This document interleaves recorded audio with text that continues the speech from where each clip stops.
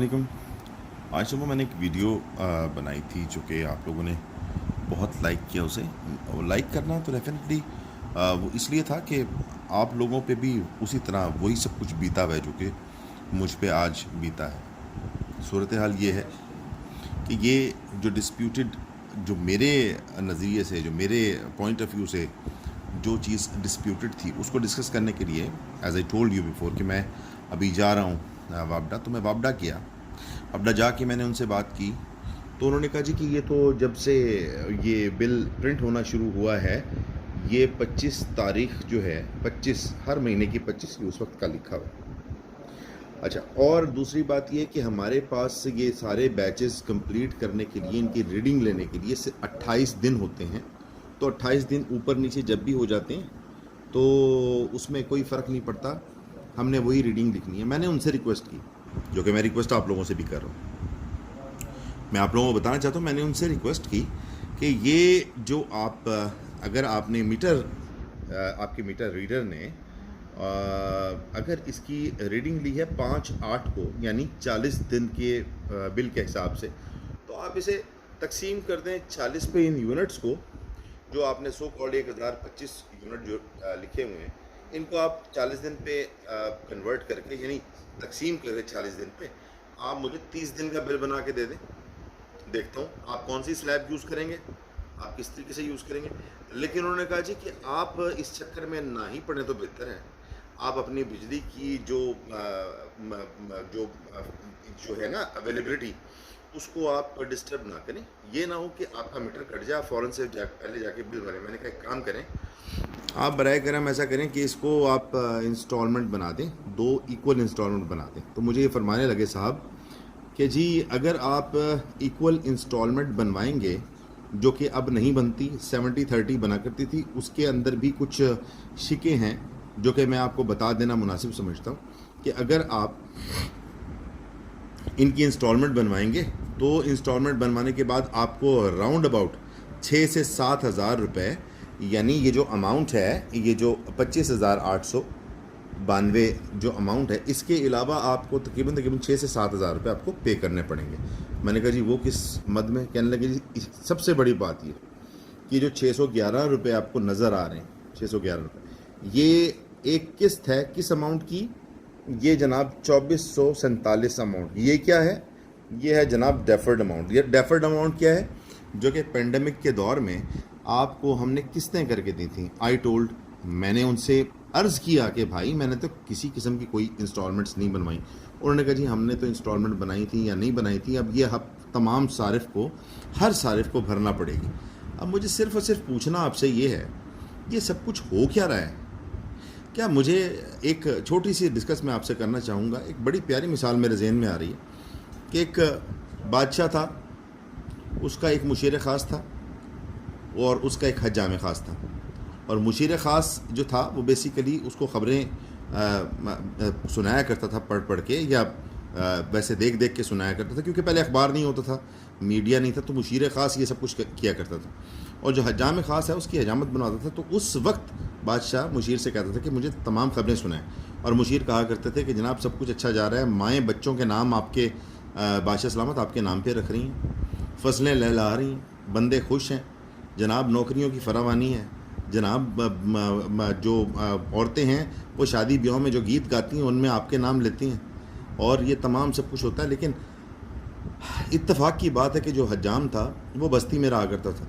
एक दिन थक हार के उसने बहुत ही ज़ोर से उसने कहा बादशाह सलामत के, बादशाह सलामत ये शख्स झूठ बोल रहा है, बकवास कर रहा है, ये बकवास कर रहा है सिर्फ़ और सिर्फ आपकी खुशनुदी हासिल करने के लिए, सिर्फ़ और सिर्फ ये आपको बकअप करने के लिए, आपको झूठा मोटिवेट करने के लिए सब कुछ कर रहा है।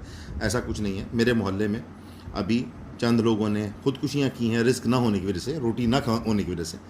माएँ जो हैं अपने बच्चों को जन्म देते ही गला दबा के मार दिया करती हैं, सिर्फ ये सोच के कि जनाब इनको हम खिलाएंगे कहाँ से, पिलाएंगे कहाँ से। और कहत साली का तो ये हाल है कि पिछले 3 साल से जनाब फसलें इंतहाई गंदी आ रही हैं और कीमतें ख़रीद क्या, जो कॉस्ट है वो भी पूरी नहीं हो पा रही। किसान जो है रो रहे हैं और इंतहाई मनहूसियत किस्म की सूरत हाल चल रही है, जैसा कि हमारी अक्सर औकात देखने में आती है। یہ والی بات سن کے بادشاہ سلامت نے کنفرم یہ ہوا کہ جو حجام خاص فرما رہے تھے وہ بالکل صحیح فرما رہے تھے، اور قحط سالی کا عالم ہے، مائیں پریشان ہیں، بچے پریشان ہیں، بچیاں پریشان ہیں، عوام پریشان ہے، کھیت کھلیان پریشان ہیں۔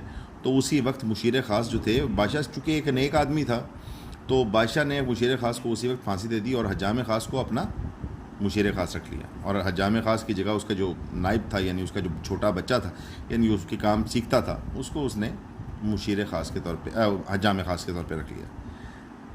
ہفتہ گزرا، بادشاہ سلامت نے پوچھا کہ اب کیا حالات ہیں؟ انہوں نے بتایا جی حجام خاص نے، جو پہلے حجام خاص ہوا کرتا تھا، یعنی جو اب موجودہ مشیر خاص تھا، انہوں نے بتایا کہ جناب سب کچھ جو ہے کنٹرول میں لانے کی کوشش کی جا رہی ہے، سنبھالا جا رہا ہے، عوام بہت خوش ہے کہ جناب آپ نے مشیر خاص جو ہے وہ ہمارے اندر سے چوز کیا ہے، اور جناب عوام کہتی ہے کہ جی اب ہمارے اندر سے بندے بھی حکومت میں آنے لگ گئے ہیں، تو کیا بات ہے، مزہ آ گیا۔ اب صورتحال یہ بنتی رہی آگے، اور تقریباً کو 10 دن کے بعد حجام خاص سے پوچھا کہ بھائی، حجام خاص جس وقت حجامت بنا رہے تھے اس وقت مشیر خاص سے پوچھا کہ جناب اب کیا حالات ہیں؟ مشیر خاص نے کہا جی بادشاہ سلامت فصلیں لہا رہی ہیں، مائیں اپنے بچوں کے نام آپ کے نام پہ رکھ رہی ہیں، شادی بیاہ کے گیت میں آپ کے نام یوز ہوتے ہیں، آپ کی جھلک دیکھنے کے لیے لڑکیاں بالیاں پریشان ہیں، لڑکے جو ہیں، جو مرد ہیں، وہ کہتے ہیں ہم بڑے ہو کے ہم بادشاہ سلامت کی طرح بنیں گے، آپ کا تو جناب نام ہی نام ہے۔ بادشاہ سلامت کو اسی وقت ہوش آئی، اور انہوں نے فوراً سے پہلے وہ جو حاضر مشیر خاص تھے ان کو انہوں نے کہا کہ اس کو سب سے پہلے میں جو ہوں نا پھانسی کی سزا دیتا ہوں۔ اس سے پوچھا تم نے یہ پہلے والے نے تو چلو 3-4 سال لگائے تھے حالات سازگار کرنے میں، تم نے یہ اچانک کیسے کر لیا 10 دن کے اندر؟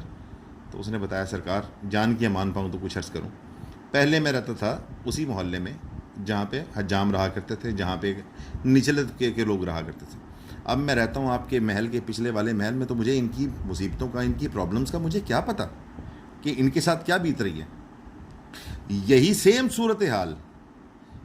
صورتحال ہمارے پولیٹیشنز کے ساتھ ہے۔